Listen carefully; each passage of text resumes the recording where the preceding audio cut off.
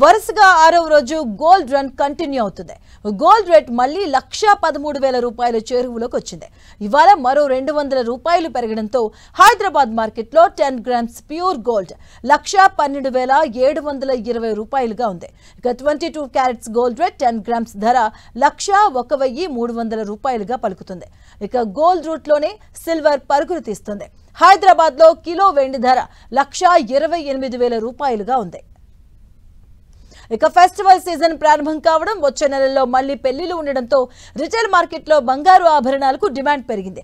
ధరలు ఇంకా పెరగవచ్చనే భయాలతో జనం నగలు కొనుగోలు చేసేందుకు ఆసక్తి చూపుతున్నారు.